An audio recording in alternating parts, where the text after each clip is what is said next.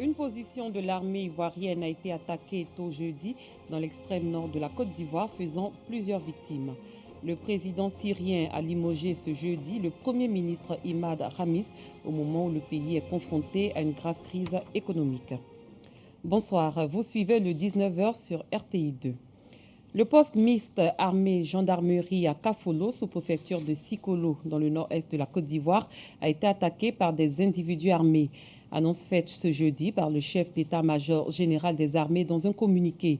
Le général de corps d'armée Lassina Doumbia a révélé qu'une dizaine de morts, 6 blessés et un assaillant neutralisé ont été enregistrés. Nous y reviendrons plus amplement dans nos prochaines éditions.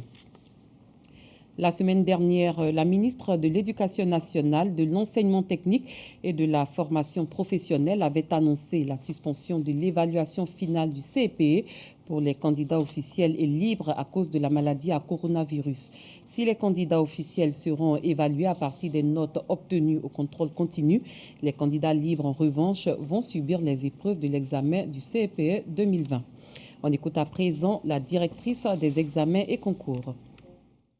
Sur instruction du ministre de l'Éducation nationale, de l'enseignement technique et de la formation professionnelle, Mme Kandia Kamara, et dans un souci d'équité, les candidats libres au nombre de 6 596 répartis dans les inspections d'enseignement primaire et préscolaire des 41 directions régionales de l'éducation nationale du pays vont subir les épreuves de l'examen du CEPE 2020 simultanément à l'examen blanc numéro 2 des candidats officiels. Dans un autre registre, l'axe Touba-Ouaninou-Ferentela-Ganwe-Gbelo-Soula va être bitumé. Une promesse vieille de plus de 40 ans qui va devenir réalité. Le ministre de l'Équipement et de l'Entretien routier, Amédée Kwaku, à la tête d'une délégation ministérielle, vient de procéder au lancement des travaux de bitumage de cet axe. La correspondance d'Ève Bouy. Les travaux de bitumage de l'axe Touba, Ferentela, Ouaninou, Ganwe, Gbelo, Saoula sont lancés à Ouaninou. Par ses coups de pioche, le président Alassane Ouattara honore ainsi une vieille promesse. Depuis 1974, ça a été annoncé à Touba pour dire que Ouaninou a goudron par le premier président qui est à le fouet. 1974. Le bitumage de cette voie permettra de désenclaver les localités impactées et ainsi booster le développement de la région du Bafing. Les gens ont coutume de dire que la route précède le développement et quand cette route est améliorée par le bitume, ça ne fait que apporter vraiment beaucoup de baume dans le cœur des populations. Cette voie-là va nous aider à rapprocher Touba de Ouaninou, à rapprocher Biancoumont de Ouaninou et faciliter la circulation des personnes et des biens. Les échanges avec la Guinée voisine seront aussi facilités. Le Bafing est donc en train d'embarquer dans le temps de l'émergence. Les acquis dans divers domaines sont visibles. Et cela grâce au président Alassane Ouattara. Les populations expriment donc leur reconnaissance. Quelle satisfaction, quel ravissement, quel bonheur. Les mots qui viennent à la bouche de la population ainsi qu'à la mienne, sont merci. Encore merci. Merci au président de la République. Merci au vice-président de la République. Merci au premier ministre Amadou Koulibaly.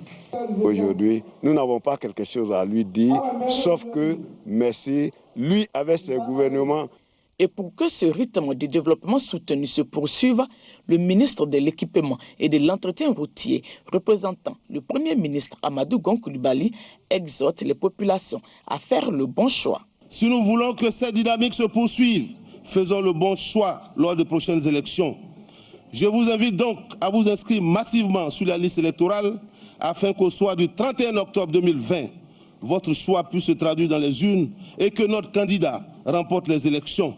Ne laissez pas d'autres personnes faire le choix à votre place. Cette cérémonie de lancement a été ponctuée par la remise de 2 ambulances au centre de santé de Fouena et de Ganwe. À noter que le projet de bitumage de l'axe Touba, Ferentela, Ouaninou, Ganwe, Gbelo, Saoula, long de 49 km, coûtera à l'État de Côte d'Ivoire près de 22 milliards de francs CFA et son délai d'exécution est de 20 mois. Ce jeudi 11 juin 2020 s'est tenue une réunion du Conseil national de sécurité présidée par le chef de l'État Alassane Ouattara. Tenant compte de la situation et après avis du comité scientifique, le Conseil national de sécurité a décidé, et ce jusqu'au mardi 30 juin 2020, du maintien de l'état d'urgence, du maintien de la fermeture des frontières terrestres, aériennes et maritimes, du maintien de la fermeture des bars, boîtes de nuit, cinémas et lieux de spectacle, du maintien de l'isolement du Grand Abidjan, en renforçant le contrôle aux entrées et sorties et en sanctionnant les cas de violation, du maintien de l'interdiction des rassemblements de population au-delà de 200 personnes pour l'intérieur du pays, du maintien de l'interdiction des rassemblements de population à Abidjan, dont le maximum autorisé est dorénavant réduit de 200 à 50 personnes, du suivi sanitaire systématique de toute personne venant de l'extérieur du pays. Les populations de Pakobo, au sud de la Côte d'Ivoire, viennent d'être soulagées. Elles ont reçu des vivres et non-vivres en cette période de pandémie de coronavirus. On en sait plus avec Clément Boko. L'élan de solidarité lancé par le président de la République trouve un écho favorable dans la sous-préfecture de Pakobo, dans la région de l'Agné-Bichiassa. Des vivres et des non-vivres sont mis à la disposition des populations grâce à un cadre de la localité. Il s'agit d'œuvrer au bien-être des populations et apporter un soutien à celles-ci en ces moments difficiles du fait de la maladie à coronavirus. Je suis contente de ce don. Je suis très contente parce qu'il a pensé à son village. Il est venu donner à son village. Parce que même la Bible nous dit de partager. Et il a partagé. Donc je bénis l'Éternel. Quand je gagne à manger et mon prochain n'a pas, vraiment, je n'ai pas la paix du cœur. Donc j'ai décidé de venir soutenir les parents. Moi j'en ai, mais est-ce que la population de Pakobo en a? Je demande que tous les cadres se mobilisent pour le développement de Pakobo. Des sacs de riz, des cartons d'huile et du gel hydroalcoolique estimé à près de 2 millions de francs CFA. Recevant le don au nom des populations, le sous-préfet de Pakobo, Johnson Yaokona, a exprimé sa gratitude aux donateurs. Une initiative qui, selon lui, s'inscrit dans le programme social du gouvernement. Le commentaire est signé Godefroy Okambawa. 100 journalistes et professionnels des arts et de la culture ont également reçu des vivres et non-vivres ce jeudi, une action initiée par Serge Koleya, Super Ebony 2019, et qui s'inscrit dans l'élan de solidarité engagé par le gouvernement pour lutter contre la Covid-19. La remise de ces dons a eu lieu au cours d'une cérémonie tenue à la Maison de la Presse au Plateau. Pagasorokoni. Ce sont 100 journalistes, agents assimilés et professionnels des arts et de la culture qui bénéficient de la première partie de cette chaîne de solidarité. Ils reçoivent une tonne de riz, 100 bidons d'huile, des boîtes de tomates, des kits sanitaires et des pâtes alimentaires, entre autres. L'initiative citoyenne est de Serge Koleya, Super Ebony 2019, ambassadeur de bonne volonté. Cette chaîne de solidarité qui vient d'être lancée est l'aboutissement d'une volonté du Super Ebony, volonté sociale d'aider les confrères en tant que Super Ebony, mais volonté sociale aussi d'attirer toutes les bonnes volontés, tous les grands décideurs sur ces deux corporations. Médias, arts et culture, des secteurs d'activité fortement impactés par la crise sanitaire due au nouveau coronavirus. Ces dons sont pour les bénéficiaires un coup de pouce salutaire. Vous voyez que c'était un geste où tout le monde était heureux. Il y a eu des personnes qui sont reparties avec du riz, de l'huile, du savon, des cache-nez et plusieurs autres articles. Et donc vraiment c'était très bien. Et je félicite encore une fois de plus notre ambassadeur, parce que Serge Koleya, le Super Ebony, est un ambassadeur. La vitrine, c'est lui véritablement qui doit donner le tempo et nous le suivons. Cette initiative, qui a eu la caution de l'Union nationale des journalistes de Côte d'Ivoire, a bénéficié de l'appui des personnes et personnalités de bonne volonté, la ministre Liramata Bakayoko, ministre de la Femme, de l'Enfant et de la Famille, le directeur général de la CGAE et Dr Frédéric Yao. Au terme de cette chaîne de solidarité, ce sont 500 journalistes, agents assimilés et professionnels des arts et de la culture qui recevront des vivres et non-vivres. Loin de nos frontières, le président syrien Bachar al-Assad a limogé son premier ministre Imad Khamis en poste depuis 2016. L'ingénieur Hussein Arnous a été nommé pour le remplacer. Selon un communiqué de la présidence, le président a promulgué un décret relevant de ses fonctions le premier ministre Imad Mohamed Dib Khamis. Aucune raison n'est pour l'instant invoquée pour expliquer ce renvoi qui a lieu alors que la Syrie, en guerre civile depuis près de 10 ans, est plongée dans une grave crise économique et que la livre syrienne est tombée ces derniers jours à des plus bas records. Le Comité international olympique veut simplifier l'organisation des Jeux afin de réduire les coûts des Jeux olympiques de Tokyo, reportés d'un an en 2021 en raison de la pandémie de coronavirus. Déclaration faite hier par son président Thomas Bach. Ami Koulibaly. Pandémie oblige, les JO de Tokyo seront simplifiés. L'impact est énorme, comme vous pouvez l'imaginer. Il n'est jamais arrivé que nous devrions organiser des Jeux olympiques reportés. Il n'y a donc pas de plan pour cette tâche vraiment gigantesque que nous devons accomplir, et cela dans les circonstances très difficiles de cette pandémie en cours. Nous cherchons donc avec nos partenaires et amis japonais des moyens de simplifier l'organisation des Jeux, de réduire la complexité des Jeux et de réduire le coût de ces Jeux reportés. Le 24 mars, face à la crise du Covid-19, le CIO a pris la décision inédite en temps de paix de reporter d'un an les Jeux de Tokyo prévus à l'origine cet été. Les Jeux s'ouvriront désormais le 23 juillet 2021. Retour en Côte d'Ivoire, rendons-nous dans la commune de Cocody, précisément dans le quartier d'Angré Extension, où les pluies de ces derniers jours ont occasionné des inondations. Les riverains ont été envahis par l'eau tôt le matin de mercredi 10 juin. L'heure est au ménage et à la recherche de solutions. Le point avec Bintou Pekeli. Angré Extension dans la commune de Cocody. Georges Irier évacue l'eau de son magasin de gaz à l'aide d'une pelle.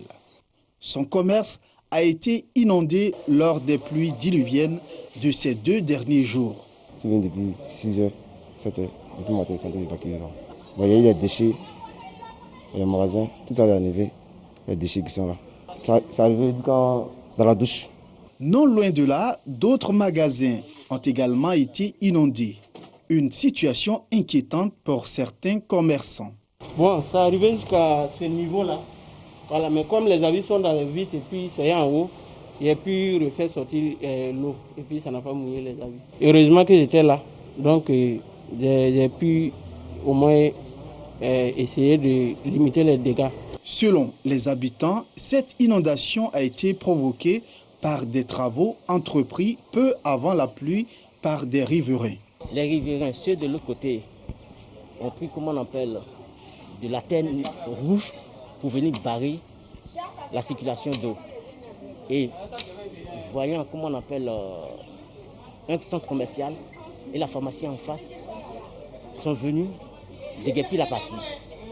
Et c'est de là viennent maintenant, ceux qu'il y a barrés dans un premier temps, viennent se battre avec les autres, disant, chez eux c'est inondé.